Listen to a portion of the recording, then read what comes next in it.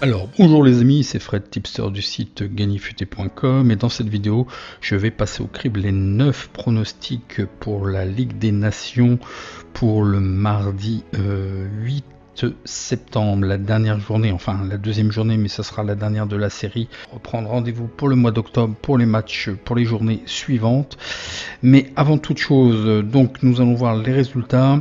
Je vous rappelle, j'ouvre un concours spécial rentrée, hashtag gagnerfuté. Donc toutes les vidéos sont éligibles. Vous partagez un hashtag gagnerfuté, je vais suivre le hashtag, je tirerai au sort. Les modalités seront certainement mises sur gagnerfuté.com dans la journée ou dans les jours à suivre. Il y aura quoi à gagner? Je vous donne l'accès à la formation étendue pour la sécurisation des paris. La formation initiale va être ouverte à tout le monde. L'algo est en plein développement. Vous pouvez toujours bénéficier de 2 mois, mais j'offrirai aussi une extension sur l'année à venir. Je proposerai les PLT, le logiciel de stats, je vais offrir un exemplaire, et puis il y aura encore d'autres surprises. N'oubliez pas hashtag gagnerfuté. Donc voyons voir les résultats du dimanche. Donc bon, c'est assez mitigé. La bankroll reprend des couleurs quand même. On a 3 paris gagnants et 2 paris perdus. Dommage. Voyons voir ça un peu plus. Je pensais que l'Ukraine allait au moins marquer un but. L'Espagne est vraiment très bien. Une bonne équipe jeune et dynamique, quoi. Il n'y a rien à dire.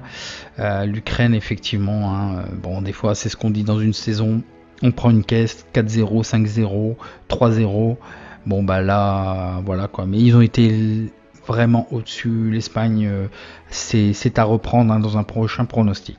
Alors là, la Suisse et l'Allemagne, il y a un problème, je crois, au niveau de l'Allemagne. C'est pas possible qu'ils continuent comme ça là. L'eau doit avoir des soucis, à l'image de la vidéo que je vais vous montrer. Non, mais là ils ont eu aussi, franchement, il a eu très chaud, très chaud, et c'est pas pour la blague, mais c'est vrai, là il a eu très chaud. Ça a frisé même la correctionnelle. Je ne comprends pas cette équipe. Effectivement, c'était parti d'une bonne intention dans les premières minutes, et puis avec un pressing assez haut, impeccable, qui a énormément gêné la Suisse, et petit à petit ils se sont éteints et la Suisse a pris confiance. C'est toujours ce que je vous dis et observez dans chaque match. Si vous n'enfoncez pas le clou avec un deuxième but, un troisième but s'il le faut, l'équipe adverse reprend confiance. Et puis voilà, ça se retourne. Match nul. Alors certains m'avaient dit, Fred, pourquoi tu proposes pas l'Allemagne sec? Non, parce que justement, vous voyez, je me suis fait avoir sur l'Ukraine pour les 2 équipes marques, parce que la cote était moins intéressante pour l'Espagne. Mais vous voyez, je ne pouvais pas valider l'Allemagne dans la mesure où il y avait quand même beaucoup d'incertitudes. Et voilà, ce qui me semblait le plus judicieux, c'était les 2 équipes marques, puisque la Suisse, attention, c'est pas une petite nation du football, ils sont bien là, ils sont toujours là, ils font leur match avec leurs moyens, certes. C'est sûr que sur le papier l'affiche est très belle côté allemand. Voilà, les individualités sont magnifiques, mais voilà ce que ça donne. Bon, passons très rapidement. Pays de Galles a fait vraiment au forceps à emporter le match aussi, très délicat. Les Bulgares sont pas si mal que ça, donc j'avais bien aussi vu, parce que faire un pronostic c'est bien. Après, vous pouvez être très bon pronostiqueur, mais il faut être aussi un bon parieur. Il faut être un très bon parieur.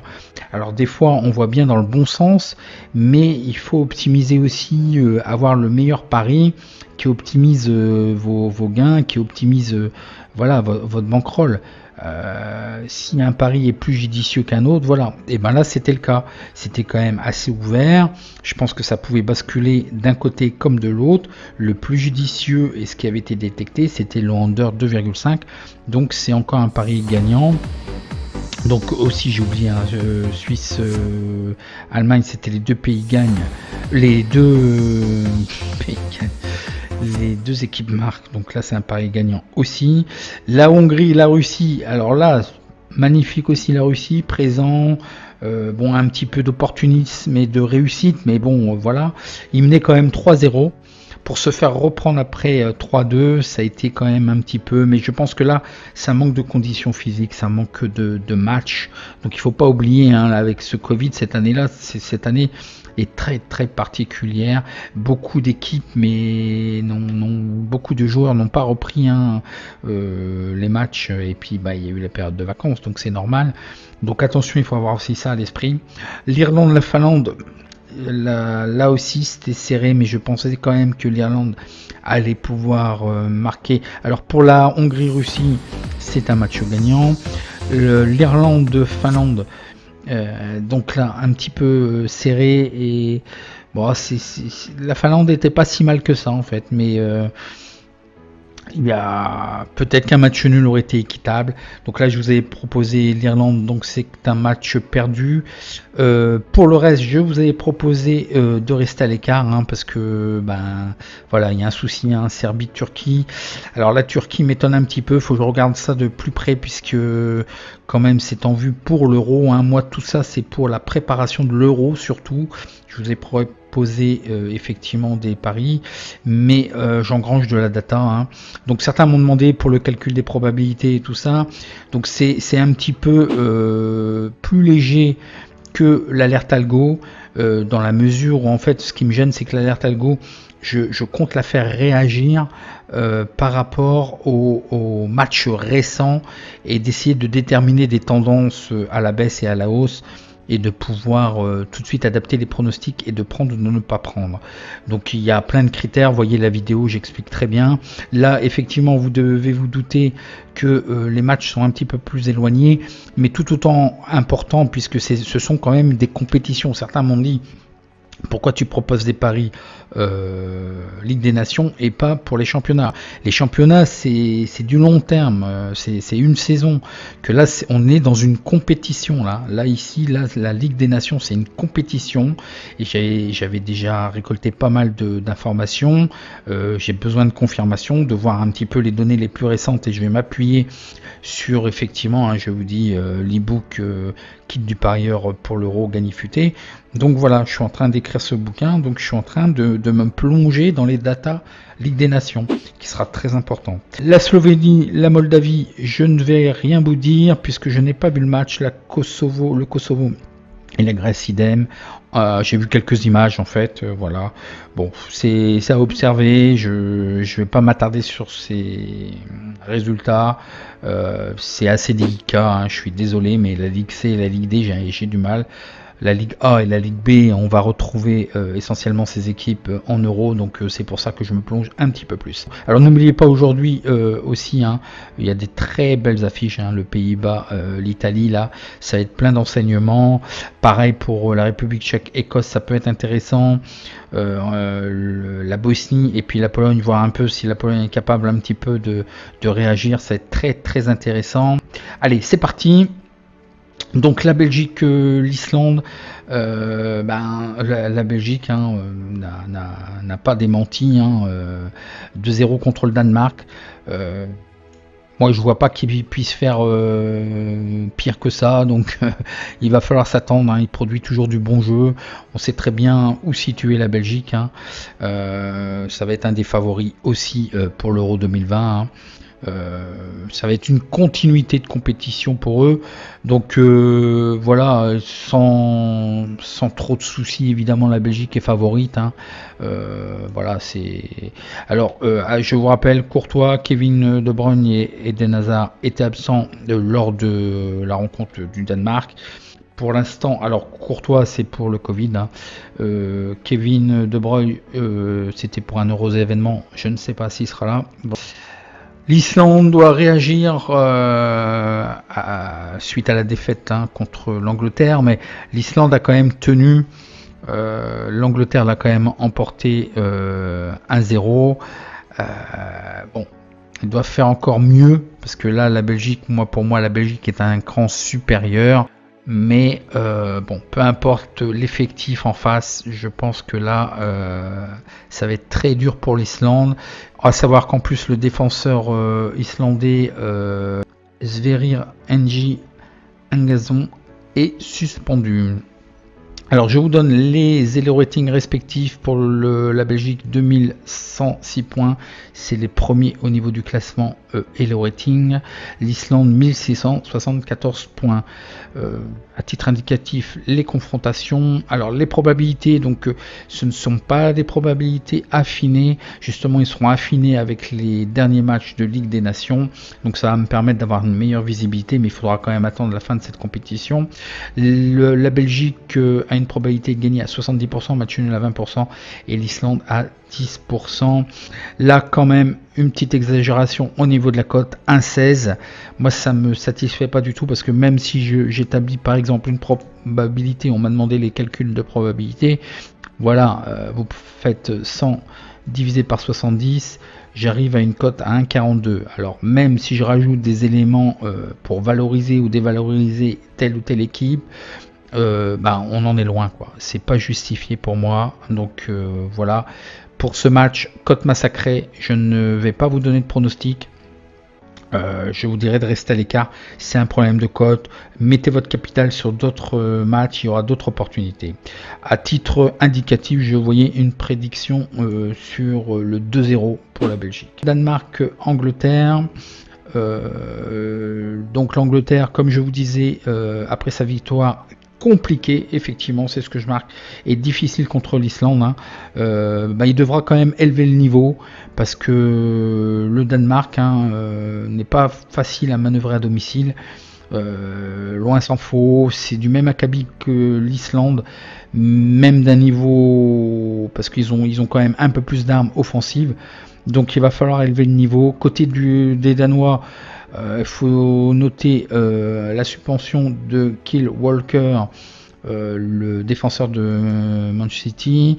Le Danemark quand même n'a pas réalisé quand même un très très grand match lors de la défaite 2-0 contre la Belgique. Bon, c'est sûr, hein, c'était la Belgique en face. Je pense qu'effectivement il y a un décalage de niveau. Bon, il faudra voir. Bon, tout s'appuie sur Christian Eriksen dans cette équipe. Il est capable sur un coup franc, il est capable sur une action de rétablir un score. Mais il va falloir quand même être très bon face à la Belgique. Ça va être difficile. Je vous donne les Elo ratings respectifs. Le Danemark à 1869 points. L'Angleterre 1967 points. Les confrontations, donc je vois sur ce match une probabilité. Donc la victoire à domicile 30%. Le match nul à 40%, la victoire à l'extérieur de l'Angleterre 30%. Je vois effectivement, est-ce qu'ils vont être capables de tenir 0-0, voire peut-être 1-1. Donc sur ce match, je vous propose un pari sécurisé quand même, avec le match nul remboursé 6-2, avec une répartition de mise ici comme exemple pour 30 €, et ça nous donnerait une cote équivalente à 1,70. J'ai encore beaucoup de questions sur les cotes équivalentes sur le calcul, je vais faire une vidéo spécifique. Donc voilà sur ce pronostic, match nul remboursé 6-2. Et c'est tout à fait acceptable, et en plus on se couvre avec le match nul, on ne sait jamais. L'Angleterre a eu beaucoup de mal quand même, donc voyons voir. Moi je vois à 0-0, 1-1. La France et la Croatie, là il y aurait beaucoup de choses à dire. Je pense que vous avez tous vu le match. Donc attention, là il faut être un parieur, il ne faut pas être un supporter. Je sais très bien que vous êtes nombreux, il y a beaucoup de Français évidemment qui suivent la chaîne. Donc attention, la France sera très en vue pour l'Euro 2021, bien entendu, et a bien commencé la compétition de la Ligue des Nations. Ça, ils ont gagné 1-0, ok. Après, il y a le résultat et il y a la forme. Donc pour moi ça manque de tranchant. Moi je pense qu'en plus là sur cette compétition il va falloir qu'il soigne quand même le goal average, parce que le Portugal est en train de survoler les débats. Donc même s'ils réussissent bien toute leur campagne de Ligue des Nations, le décompte final au niveau du classement, si même ils arrivaient à obtenir peut-être aller chercher un match nul au Portugal et même en réception, le différentiel se fera au goal average. confrontation directe et goal à virage. Donc attention, hein, et moi j'ai beaucoup de craintes sur le match contre le Portugal, parce que pour moi ils sont au-dessus. Hein. Là, je vais pas refaire tout le match et tout ça. C'est pas forcément très beau non plus à voir évoluer. C'est poussif. Ils sont pas à l'abri d'une erreur, même s'ils ont la chance. On a quand même la chance. On a une des meilleures défenses et on a en dernier rempart Lloris. Ok. Mais ils peuvent se trouver aussi bien la défense, et c'est déjà arrivé aussi que Lloris, il n'est pas invincible. Hein. Donc ils peuvent se trouver. Donc avec un score mené avec 1-0, moi je suis d'avis d'impressionner, de préparer le respect des supporters, préparer le match suivant. Donc il faut claquer 2-0, 3-0, c'est possible. Donc attention, hein. Bon, la Croatie, Modric et Rakitic, hein, qui manquent vraiment cruellement à cette équipe. Ils viennent de subir une lourde défaite quand même, hein, 4-1 contre le Portugal. Hein. Franchement, c'était très difficile. Donc, je ne mets pas beaucoup de crédit, hein, sur l'équipe croate. C'est une équipe en construction, il va falloir attendre. Alors, quelques statistiques. La France est invaincue lors des 18 derniers matchs à domicile de toute compétition. La France a marqué, alors à domicile entre guillemets, puisqu'il y a eu des compétitions évidemment, ça rentre aussi pour les derniers grands événements. Hein. Mais on peut considérer entre guillemets que c'est à domicile, c'est pas que ma langue a fourché. Donc 18. La France a marqué un but et plus lors des 21 derniers matchs à domicile de toute compétition. La France a encaissé que 3 buts lors des 7 derniers matchs à domicile. La France est invaincue lors des 6 derniers matchs de toute compétition. La France a réalisé 8 clean sheets quand même, hein, dans ces 10 derniers matchs de toute compétition, donc c'est quand même pas dégueu. La Croatie a gagné un seul match lors des 8 derniers matchs à l'extérieur. Donc attention, à l'extérieur aussi, il y a des matchs évidemment de compétition, de grands événements. C'est pas tout à fait à l'extérieur, mais quand même, c'est à noter. Hein. La Croatie a marqué un but lors de ses 5 derniers matchs à l'extérieur de toute compétition. La Croatie a encaissé un but lors de ses 4 derniers matchs de toute compétition confondue. La Croatie a perdu un seul de ses 7 derniers matchs de toute compétition. Donc les Eleroting respectifs, la France a 2062 points et la Croatie a 1901 point. Je vous ai mis les confrontations, l'équipe probable des deux équipes. Ça me semble assez conforme. Bon, il va falloir attendre, hein, parce que c'est toujours un mystère. C'est très difficile avec les sélections. Et puis je m'aperçois qu'en fait la compétition n'est pas très suivie, hein, par la presse. C'est pas détaillé, ils font le strict minimum. Bon, c'est vrai, les droits télé aussi sont un peu bizarres. Donc voilà. Les probabilités, 60% pour le 1, match nul à 30%, la victoire extérieure à 10%. Les cotes, alors c'est ce qui me... Alors je prédis un 2-1. Je suis même pas sûr que les Croates puissent marquer en fait. Hein. Et puis la France est quand même parmi les meilleures défenses. Donc sur ce match, c'est très très limite quand même. Si certains veulent passer leur tour, et il serait peut-être beaucoup plus sage de s'abstenir. Bon, la cote à 1,52, je la prends et je la valide. J'ai aucune possibilité de la sécuriser, dans la mesure où over-under ça m'est difficile, les deux équipes marquent ça m'est difficile, je ne vois pas comment la sécuriser autrement. Donc l'abstention peut être aussi de mise, je le valide quand même à 1,52, mais c'est limite. La Suède et le Portugal. Alors la Suède, après leur courte défaite, hein, 1-0 contre la France en match d'ouverture, doit faire face à une autre tâche encore plus difficile, le Portugal. Les Suédois vont tout baser sur la défense, certes, mais ils doivent exploiter au mieux le peu d'occasions qu'ils auront, effectivement. Je pense pas qu'ils vont avoir énormément d'occasions. Face au Portugal quand même qui impressionne. Vraisemblablement Cristiano Ronaldo, qui était absent lors de la rencontre contre la Croatie, serait de retour, mais c'est quand même une piqûre d'abeille et apparemment il y aurait une infection, à savoir si ça s'est aggravé ou pas. Mais de toute façon, avec ou sans Cristiano Ronaldo, Franchement, le Portugal est très armé. Ça va être difficile de résister, hein. Ils sont très offensifs. Vraiment, la meilleure impression que j'ai eue sur cette compétition, c'est quand même le Portugal. Je vous donne les ratings respectifs. La Suède à 1849 points et le Portugal à 2005 points. Les confrontations, l'historique des confrontations.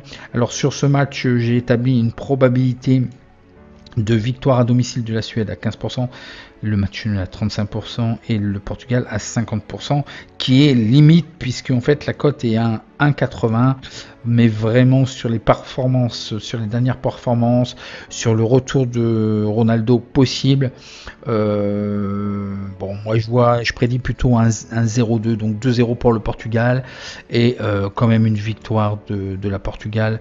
Je pense que bon ils vont ça va pas être si évident que ça, mais ça va passer sans trop de soucis. Donc à 1,80, un petit peu aussi limite acceptable. Donc victoire du Portugal 1 à 1,80. Alors je vais passer au crible tous les autres matchs. Je vais vous demander si vous voulez pas continuer à regarder la vidéo. Je pense qu'il va falloir passer son tour. C'est un peu délicat. Donc voilà ce que je vous dis sur ces matchs. Donc sur le pronostic Arménie-Estonie. L'Arménie doit réagir après une défaite de 2-1 face à la Macédoine du Nord. Hein. L'Estonie a gagné aucun de ses 9 matchs précédents. C'est ce que je vous dis, difficile de porter un crédit à ces équipes. Hein. Tout peut arriver, restez à l'écart. Je vous donne les ratings respectifs. L'Arménie à 1441 points, l'Estonie à 1415 points. Ma probabilité me donne la victoire à domicile à 20%, le match nul à 60% et la victoire extérieure à 20%. Une petite prédiction 0-0. Donc là, c'est ce que je vous dis, ce match-là, passez votre tour, hein, il n'y a pas de souci. Difficile, hein, restez à l'écart. Géorgie-Macédoine, le pronostic. Donc la Géorgie victorieuse 1-0 contre l'Estonie. Bon, il va falloir s'appuyer effectivement sur ce match peut-être pour espérer quelque chose. La Macédoine victorieuse 2-1 contre l'Arménie semble au moins au même niveau que son adversaire. Mais il faudra s'entendre certainement à une certaine neutralité sur ce match. Je vous donne les ratings respectifs. La Géorgie à 1546 points et la Macédoine à 1557 points. Les probabilités me donnent une victoire à domicile de la Géorgie à 35%, match nul à 45% et victoire extérieure de 20%. Une prédiction sur le score de 1-1 et bon là c'est ce que je vous dis, reste à l'écart, on n'a pas assez de visibilité sur ces équipes, il faut attendre un petit peu de voir un petit peu ce qu'ils font au niveau de cette compétition. Le pronostic Chypre-Azerbaïdjan, les deux équipes restent sur 4 défaites, hein. Il est impossible de donner du crédit à ces équipes actuellement. Je vous donne les ratings rapidement. Le Chypre à 1371 points et à l'Azerbaïdjan 1348 points. Les probabilités 25% pour Chypre, 50% pour le match nul, 25% pour Azerbaïdjan. Là, une petite prédiction 1-1 sur ce match, mais restez à l'écart, il n'y a pas assez de visibilité sur ces équipes. Luxembourg-Monténégro, donc après la victoire 2-1 contre l'Azerbaïdjan, le Luxembourg devra confirmer. Ils avaient un avantage quand même numérique, hein, qui facilite beaucoup les choses, c'est qu'ils étaient 11 contre 10. Pour le Monténégro, suite à leur victoire 2-0 contre Chypre, semble une équipe bien plus offensive. L'ancien attaquant, juste à noter, Steven Jovetic, semble en forme et d'ailleurs c'est lui qui a marqué les 2 buts. Donc voilà, on va voir les ratings. 1367 points pour le Luxembourg, 1551 points pour le Monténégro. Les probabilités sur ce match, 25% de victoire à domicile pour le Luxembourg, match nul à 35% et la victoire extérieure Monténégro 40%. Je verrai un score de 2-0 pour le Monténégro. Bon, je n'ai pas assez de visibilité, hein, sur ce match, mais il semble que le Monténégro serait capable de prendre le dessus vraisemblablement sur ce match. Donc à voir. Pour le pronostic Saint-Marin, Liechtenstein, donc bon bah juste avoir la musique physique de ces équipes, hein. Je vous laisse regarder, c'est un match vraiment très improbable. Le Saint-Marin a 816 points et puis le Liechtenstein a 1142 points et le rating. Les probabilités 25% pour la victoire à domicile, 35% pour le match nul, 40% pour le Liechtenstein. Je verrai un 1-0 pour le Liechtenstein, mais c'est pareil, je n'ai pas de visibilité sur cette équipe, sur ces équipes. Donc en attendant, je vous souhaite un bon match. N'oubliez pas de liker si vous avez apprécié. Je réponds à vos questions en commentaire et je vous dis à la rentrée maintenant. Il faut savoir que les matchs reprennent leurs droits. On a un match avancé de Liga ce vendredi, hein, et puis la Ligue 1 qui continue. On va enchaîner avec la première ligue le 12 septembre, hein, et puis d'ici le 19. Donc vous savez très bien, il me faut de la data. Je ne peux pas vous faire de prédiction sur les matchs actuellement des 5 Major League européennes. D'ici, je pense, 15 jours, 3 semaines, la Ligue 1, la Ligue 2, on devrait pouvoir trouver quelque chose. On devrait pouvoir se donner rendez-vous. En attendant, je ferai quelques vidéos avec le bilan des PLT et puis certainement un coup de gueule par rapport à ces PLT. Justement, j'attends la réponse des bookmakers et j'espère avoir une réponse de la Ruelle. Par rapport au PLT, je développerai un petit peu. Je pense qu'on se fait encore enfariner. Sinon, je vous souhaite bon match.